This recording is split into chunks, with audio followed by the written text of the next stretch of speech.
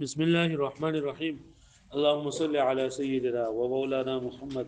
وعلى ال سيدنا ومولانا محمد وبارك وسلم وصل عليه رب زدنا علما. رب اشرح لي صدري ويسر لي امري واحلل عقدة من لساني يفقهوا قولي. د پرون سبق کې مونږه دا خبره کړې وه چې شیعاګان چې کوم دا خبره کوي چې امام دولس امامان دی او دا امام په هر ځای کې چلن دا وي خدای لکه ظاهر نه وي د خلکو د نظر نه پټ وي. نو موږ دا خبره به کړو چې د امام د پاره دا خبره ضروری ده چې به ظاهر وي ځکه امام چې رسره لپاره هغه امام شوی دی نو هغه مسالې به حاله حاصلېږي چې کله د ظاهر وي د خلکو نه پټ نو بیا څه دی خو ځدان نشي کولای. او د امام په باره کې موږ پرون دا خبره کړې وه چې دا قریشي کېدل ضروری دي د بنو هاشم نه کېدل او دا شانتي د بنو عباس نه کېدل دا چې دا ضروری دي کدا ضروری وي حضرت ابوبکر رضی الله عنه قریشی وو او د بنو هاشم د اولاد نوم نو او د عباس د خاندان نوم نو عباس د خاندان نوم نو او دا شانتي نور حضرت عمر رضی الله عنه او حضرت علی رضی الله عنه شجره نسب پر مونږ ویلو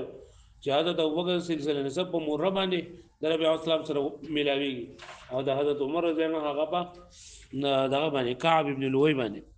او د حضرت عثمان په عبد مناف باندې. نن سبق کې دا خبره کوو چې د امام د پاره دا خبره ضروری نه ده چې د معصوم دا ولا شرط نه ده. معصوم څه ته معصوم د خبره کوي او اصل کې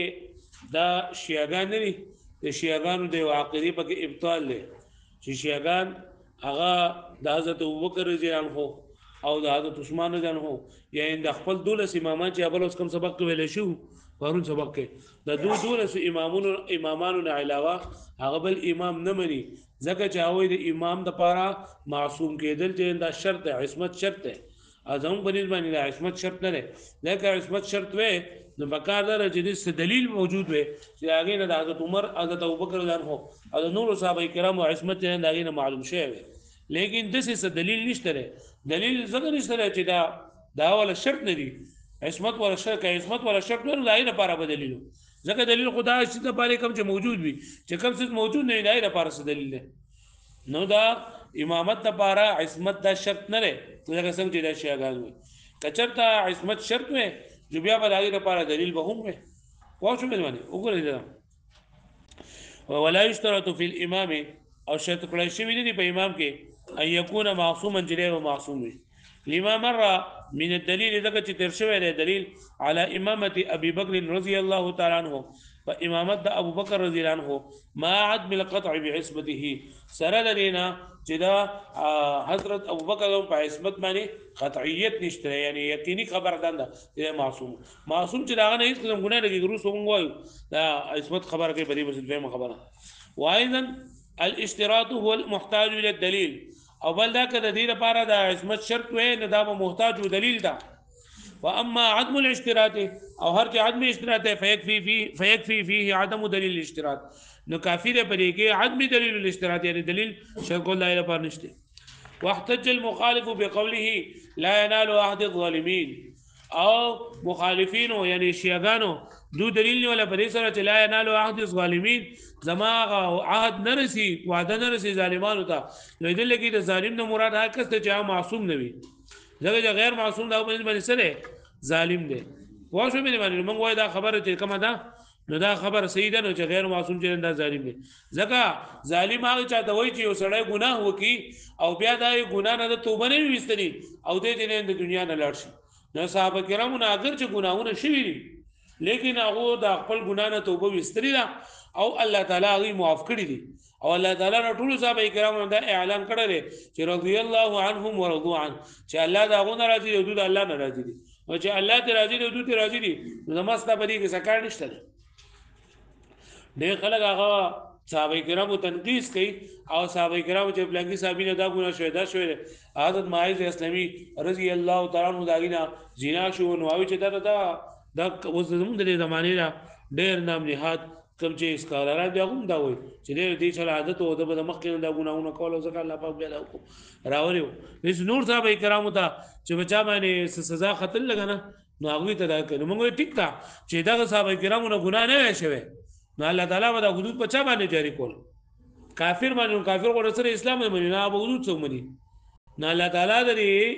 اسلام د احکاماتو ظاهرولو لپاره دا غینه وختي تور باندې غلطي شي او الله تعالی معاف کړی دي پوه شو مې باندې نو دا عاد ظالمین کې ظالم نه مراد څه ده نو وغیر المعصوم ظالم غیر معصوم چې دا ظالم دی نو فلا يناله عهد الامامه نو دو تبا نه حاصلېږي عهد د امامت نو الجواب المنع جواب یعنی دا خبره منع ده چې غیر معصوم چې دا ظالم دی فإن الظالم من ارتكب معصيه ځکه ظالم چاته وي وای ظالم هغه چاته وي چې یو سړی معصیت وکړي داسې معصیت مسقطه للعدالت چې داسې معصیت وکړو داسې ګناه وکړو چې هغه د عدالت ختم کو ما عدم التوبه والاصلاح سره د دې چې توبه دې وستري او د خپل عمل اصلاح دې کړی فغیر المعصوم لا يلزم ان يكون ظالما نو چې سړی معصوم نه مطلب ګناه شوی نو دې لپاره دا خبر ضروري نه چې دی ظالم همي ډیر کړه د دې سوي چې معصوم نه یعنی ګناه شوی او ظالم نه ځکه ظالم هر سړی هر ګناهګار ظالم نه دی بلکې هغه ظالم دی چې دا ګناه کړی دی توبه نه وستري او دغه حالت د دنیا نه لاړو پوه شو مې معنی او دغه ګناه چې دا عدالت ختمي نه یې باندې ظالمي وحقیقت العصمت وسدې نه ماهیت او حقیقت د عصمت بیانې وای دا عصمت دا د قدرت او د اختیار نه منافی نه دی مطلب دا کنه چې زمونږ په دې باندې داري چې عصمت الله تعالی یو انسان له طاقت ورکړي خو د هغه طاقت باوجود هغه ګناه نه کوي نو ته په دې باندې ثواب ملويږي بعضی شیعاګان او دا وایي کنه چې الله تعالی ته سره پاکي د ګناه طاقت کې خودل نه معصوم دي ته وایي چې د ګناه طاقت په کې کې خودل وایي چې د ګناه طاقت په کې نه کې خودل او د ګناه نه په چونډه ته بیا ثواب وسور کوي ثواب کو بدی ورکړي چې الله تعالی ته اختیار ورکړی دی او د خپل اختیار صحیح دی کې استعمال کی او د ګناهونه کی چې انسان ته اختیار نشته د ګناه کولو ته ثواب یا وسور کوي د درې تعریفونه کړي دي یو تعریف چې دا زمونږ په نسبت باندې کنه او بل تعریف چې دا معتزله چې کم کړه ده نو هغه او چې دغه تعریف نه هم عصمت چې د قدرت منافی نه ده یو ابو منصور ماتوریدی رحمت الله علیه کړه ګوره دا قلوی وحقیقت العصمت حقیقت د عصمت الله يخلق الله تعالی فی العبد الذنب چې الله تعالی په بنده کې رسناړو دا ګناه پیدا کړل دي مع بقای قدرت او اختیاري سره د دې چې قدرت او اختیار شته یعنی د بنده قدرت او اختیار شته د ګناه کولو خدایي باوجود الله تعالی دې محفوظ کړل د ګناه نه نو دا معصوم دی زموږ مطلب دا دی وهذا معنى قولهم او دا معنی د قول دی یعنی د معتزله د قول چې لطف من الله تعالی معتزله وای چې عصمت څه ته وای وهي لطف من الله تعالی در الله تعالی یو خاص مهرباني ده يحتمله على فعل الغير چې يحمله على فعل الغير يحمله چې چتوي انسان لره راپورته کوي انسان لره د خیر په کارونو باندې ويجره عن الشر او الله تعالی منکې دغه عصمت مزري سره د ګناه د بداینه ما بقى الاختيار سره د دې چې اختیاري باقی وي اختیاري باقی وي خو لکه دا کار چې نه کوي ګناه نه کوي او دا ولي اختیار باقی تحقیقا للابتلاء د پاره د دې چې د ابتلاء به محقق شي چې ابتلاء خو د انسان به حاله ازمه غستلېږي چې کله الله تعالی د بقا د قدرت شته اختیار شته هغه باوجود د ګنا نه کوي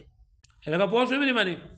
ولهذا قال الشيخ ابو منصور ماتريدي رحمه الله عليه امام ابو منصور ماتريدي رحمه الله فرمای العصمه لا تزيل المحنه عصمت دا نه زایل کوي ازمایش لرا مطلب دا کنه چې د معصوم خدای سره سره د په ازمایش کوم الله تعالی متلا کړی